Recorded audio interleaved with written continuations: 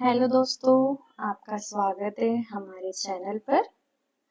आज हम डिस्कस करने वाले हैं एक बहुत ही important and interesting process, meiosis. हम अभी क्लास 11th एनसीईआरटी की थर्ड यूनिट सेल का चैप्टर 10 पढ़ रहे हैं। हमने अभी तक माइटोसिस कवर कर लिया है, इंट्रोडक्टरी पार्ट कवर कर लिया है, सेल साइकिल क्या होती है, ये सब चीजें हमने कवर कर ली है। अब हम आगे बढ़ रहे हैं।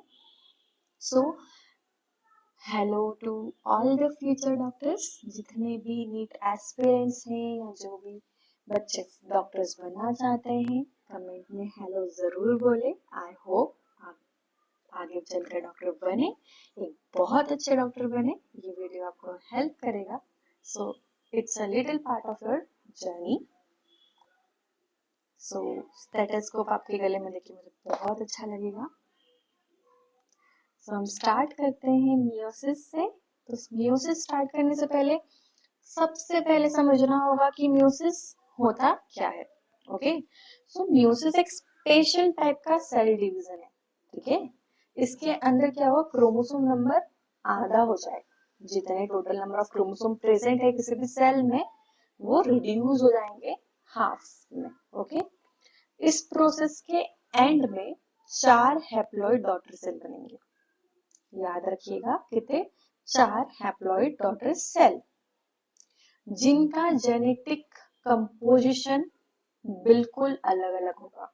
ठीक है, ये कहाँ कहाँ होगी? रिप्रोडक्टिव सेल्स में होगी, जैसे टेस्टीज हो गई और ओवरीज। टेस्टीज हमेशा मेल्स में होती है, ओवरीज फीमेल्स में होती है। आई होप बेसिक आपको पता होगा। आगे बढ़ते हैं। सो पर्पस क्या है मियोसिस का, हम क्यों कर रहे हैं मियोसिस? माइटोसिस भी पढ़ी थी हमने, माइटोसिस से भी तो यही हो रहा था, सेल डिवीजन हो रहा था। तो हम माइटोसिस छोड़ के मियोसिस क्यों कर रहे हैं? तो सबसे पहले याद रखिएगा, माइटोसिस जो थी वो हमेशा एसेक्सुअल रिप्रोडक्शन में होती है, या फिर सिर्फ बाइनरी फ्यूजन वगैरह हो रहा है तो होगी। ठीक है, पर जब आप जर्म सेल्स को डिवाइड करवाते हैं या फिर गैमेट्स बनाते हैं तो आपको मियोसिस लगती है, मियोसिस करना होता है। क्योंकि आपको मेंटेन क्या क्या करना है, क्रोमोसोम नंबर सारी जनरेशन में, कि अगर मेरे अंदर 23 क्रोमोसोम है तो मेरे आगे वाली जनरेशन में भी 23 पेयर ऑफ क्रोमोसोम प्रेजेंट रहे। इंट्रोडक्शन होता है जेनेटिक वेरिएशन का, मीन्स बहुत सारे क्रोमोसोम कंबाइन होते हैं, क्रॉसिंग ओवर होगा, मिक्सिंग होगी, तो नए नए टाइप के जेनेटिक वेरिएशन बनेंगे, यूनिक पर्सनालिटीज आएगी। आप सब एक दूसरे से अलग क्यों दिखते हैं? Because of the meiosis. आप अपने मम्मी पापा की कॉपी क्यों नहीं है? लाइक अमीबा, अमीबा तो उसके पेरेंट्स की एकदम टू द कॉपी होता है, एकदम आइडेंटिकल कॉपी मिलती है हमें। पर मियोसिस में ऐसा नहीं होता। मियोसिस में हमें एक न्यू डिफरेंट जेनेटिक वेरिएशन मिलता है और सेक्सुअल रिप्रोडक्शन को पॉसिबल बनाता है। Without meiosis sexual reproduction imagine भी नहीं किया जा सकता। ओके, सो ये 3 मेन पॉइंट है, याद रखना। Maintain chromosome number across generation, introduce genetic variation, enable sexual reproduction. Okay, so हम आगे बढ़ते हैं। सो फेजेस ऑफ मियोसिस, कि मियोसिस में कौन कौन से फेज रहेंगे, कौन से स्टेजेस रहेंगी। सो मियोसिस में मेनली 2 स्टेजेस होती हैं। ओके, आपको ये याद रखना है, मियोसिस 1 एंड मियोसिस 2। मियोसिस 1 को हम रिडक्शनल डिवीजन बोलते हैं, क्योंकि क्रोमोसोम नंबर हाफ हो रहा है, रिडक्शन हो रहा है। So meiosis 1 is called reductional division.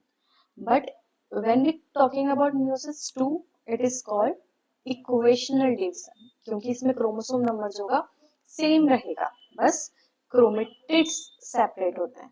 Okay, तो हर स्टेज के अलग अलग फेजेस रहेंगे। 2 स्टेज है, meiosis 1 and meiosis 2।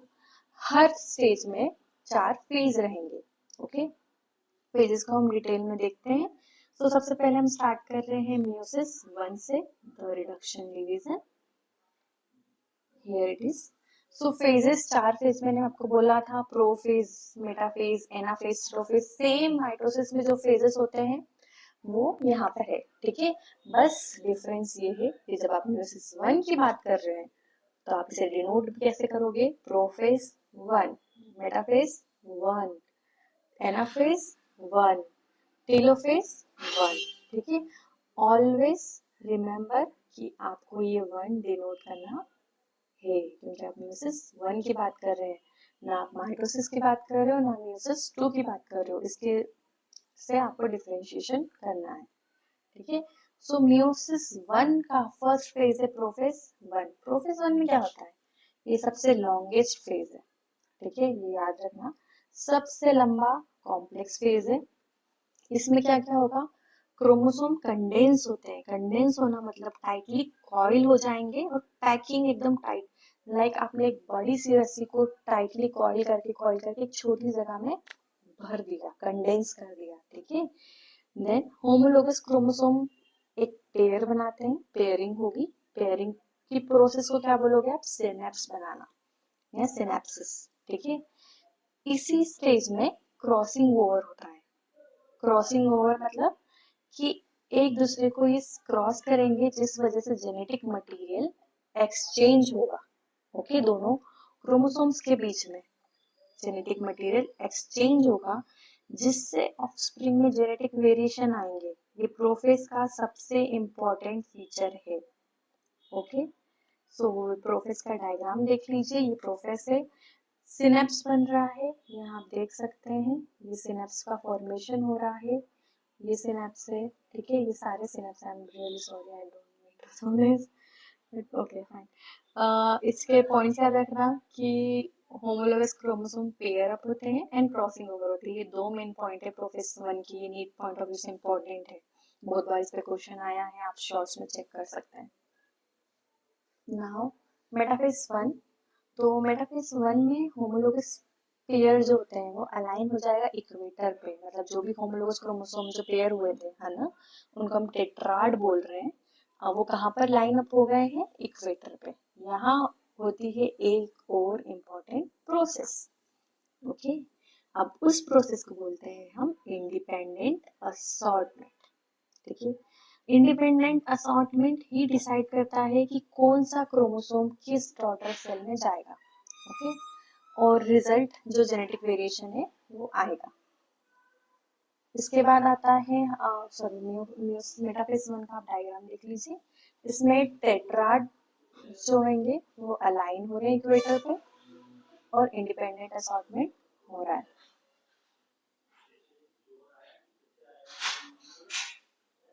Then anaphase 1 में आओ आप, तो एनाफेज 1 में होमोलोगस क्रोमोसोम अलग होकर अपोजिट पोल्स की तरफ मूव करते हैं, लेकिन जो सिस्टर क्रोमेटिड्स है अभी भी कनेक्टेड है। ये की डिफरेंस है माइटोसिस और मियोसिस 1 के बीच में, ओके। नाउ नेक्स्ट आप इसका भी डायग्राम देख लीजिए एनाफेज 1 का, कि सिस्टर क्रोमेटिड्स अटैच्ड है बट क्रोमोसोम अलग अलग पोल्स पे मूव कर रहे हैं, ठीक है। आगे बढ़ते हैं, telophase 1 and cytokinesis. Telophase telophase में और साइटोकाइनेसिस में क्या होगा, क्रोमोसोम अपने अपने पोल्स तक पहुंच जाएंगे, सेल डिवाइड होने लगेगा, इसके रिजल्ट में दो हैप्लॉइड सेल बनेंगे। ये दोनों सेल जेनेटिकली डिफरेंट होंगे और हर एक में आधा क्रोमोसोम सेट होगा, okay. So sister chromatids remain attached and homologous chromosome move opposite poles. Everything is fine. Now come back to telophase 1 का diagram. So this is the diagram. You have to draw it. For NEET students, I prefer कि आप NCERT में से देखें, पर जो भी boards के स्टूडेंट्स हैं 12th 11th वाले, वो डायग्राम प्रेफर करें, आपको कॉपी बनाने में इजी रहेगा। Just use colors and markers, whatever to make attractive the diagram. Okay, so meiosis 1 हमने complete कर लिया है। meiosis 1 में हमने पढ़ा है prophase 1, metaphase 1, anaphase 1 and telophase 1 followed by the cytokinesis. Now meiosis 2 equational division. इसके फेजेस क्या क्या होंगे, प्रोफेज जैसे हमने meiosis 1 में पढ़े थे 4 फेजेस, प्रोफेज 1 में एनाफेज 1 सेम रहेंगे, बस now we are denoted it to 2 number. Okay, because it is meiosis 2. तो प्रोफेज 2 की अगर बात करें तो इसमें जितने जो सेल्स बने थे meiosis 1 में, अब वो वापस से डिवाइड करेंगे. ठीक है, मीन्स meiosis 1 में हैप्लॉइड सेल्स बने थे, अब वो वापस से एक बार और डिवाइड करेंगे. तो प्रोफेज 1 की बात, सॉरी प्रोफेज 2 की बात कर रहे हैं. सो स्पिंडल फाइबर्स फिर से बनेंगे, क्रोमोसोम फिर से कंडेंस होंगे, पर इस बार प्रोफेज 2 में क्रॉसिंग ओवर नहीं होगा. meiosis 1 के प्रोफेज 1 में क्रॉसिंग ओवर हुआ था, सिनेप्स बना था, बट यहाँ पर क्रॉसिंग ओवर नहीं होगा, सिंपल रहेगी, सेम एज माइटोसिस. मेटाफेज 2 में आओगे तो क्रोमोसोम इक्वेटर पे अलाइन हो जाएंगे, अरेंज हो जाएंगे, बिल्कुल वैसे ही जैसे माइटोसिस में होते थे. हर क्रोमोसोम के सिस्टर क्रोमेटिड्स रेडी होते हैं सेपरेट होने के लिए. यहाँ पे सिस्टर क्रोमेटिड्स सेपरेट होंगे. ओके, meiosis 1 में वो सेपरेट ही नहीं हो रहे थे. अगर ये अभी माइटोसिस से आप रिलेट नहीं कर पा रहे हो तो एक बार चैनल में और देखिए, प्लेलिस्ट में जाके माइटोसिस वाला वीडियो देख के आइए, उसमें सारी चीजें मैंने क्लियर करी है. एनाफेज 2 पे आते हैं तो सिस्टर क्रोमेटिड सेपरेट हो गए हैं, अपोजिट पोल्स पे चले गए हैं, क्रोमेटिड मटेरियल अपना इंडिविजुअल क्रोमोसोम बन जाता है और पोल्स की तरफ चले जाता है. टेलोफेज 2 पे आओ जो कि साइटोकाइनेसिस को फॉलो करता है. सो न्यूक्लियर एनवेलप फिर से बन गया है, साइटोप्लाज्म डिवाइड हो जाएगा. रिजल्ट, आपको 4 जेनेटिकली हैप्लॉइड डॉटर सेल मिलेंगे जो कि इंडिविजुअली यूनिक है, एक दूसरे के कोई भी सेम नहीं है, सबकी अपनी अपनी एक पर्सनल आईडी है, यूनिकनेस है. और वो आगे जाके या तो स्पर्म बनेंगे या फिर आगे जाके एग बनेंगे. सो ये मैंने कंसाइज समराइज्ड एक meiosis 2 का डायग्राम दिया हुआ है कि ये स्टार्टिंग में जो हमने हैप्लॉइड सेल्स बनाए थे meiosis 1 में, वो फिर से डिवाइड कर रहे हैं. ओके, तो प्रोफेज 2 में ये डिवाइड करना स्टार्ट हुआ, करने वही न्यूक्लियर मटेरियल कंडेंस होगा, देन क्रोमेटिन कंडेंस होंगे, स्पिंडल फॉर्मेशन होगा. मेटाफेज 2 में इक्वेटर पे अरेंज हो चुके हैं. देन एनाफेज में सिस्टर क्रोमेटिड सेपरेट होके अपने अपने पोल्स पे जा रही है, ये आप यहाँ पर देख सकते हैं. ठीक है, ये पोल्स पे जा रही है. देन उसके बाद साइटोप्लाज्म न्यूक्लियर डेवलप, पहले कैरियोकाइनेसिस हुई है, ऑलवेज रिमेंबर. पहले टेलोफेज में क्या होती है, कैरियोकाइनेसिस. कैरियोकाइनेसिस मतलब न्यूक्लियर का डिवीजन, न्यूक्लियर मेम्ब्रेन का डिवीजन. तो पहले न्यूक्लियस डिवीजन हुआ है, अंदर के 2 न्यूक्लियस बन गए. Then followed by the cytokinesis, फिर सेल डिवीजन हुआ तो हमें कितने सेल मिले, 4 हैप्लॉइड डॉटर सेल्स. इन्हें क्या बोलेंगे, 4 हैप्लॉइड डॉटर सेल, और ये थे इनके पेरेंट सेल. अब ये आगे जाके यहाँ स्पर्म बन जाएंगे या तो फिर एग बन जाएंगे. Now next, comparison between mitosis and meiosis. So mitosis में नंबर ऑफ डिवीजन क्या है, कितनी बार डिवीजन हो रहा है. सो माइटोसिस में सिर्फ एक बार सेल डिवाइड करता है और हमें रिजल्ट मिल जाएगा, बट meiosis में 2 बार सेल डिवाइड करेगा. डॉटर सेल माइटोसिस में 2 रहेंगे, meiosis में 4. जेनेटिक वेरिएशन माइटोसिस में नहीं मिलता, meiosis में मिलेगा. और माइटोसिस जो है आपको सोमेटिक सेल्स में मिलेगी, meiosis रिप्रोडक्टिव सेल्स में मिलेगी. रिप्रोडक्टिव सेल्स आपको पता है, स्पर्म्स हो गए, ओवरीज के सेल्स हो गए, ओगोनिया होता है, स्पर्मेटोगोनिया होता है, ये आप आगे जाके पढ़ेंगे. So thank you. तो ये हमारा meiosis का कंप्लीट जर्नी था, from 1 parent cell to 4 diverse daughter.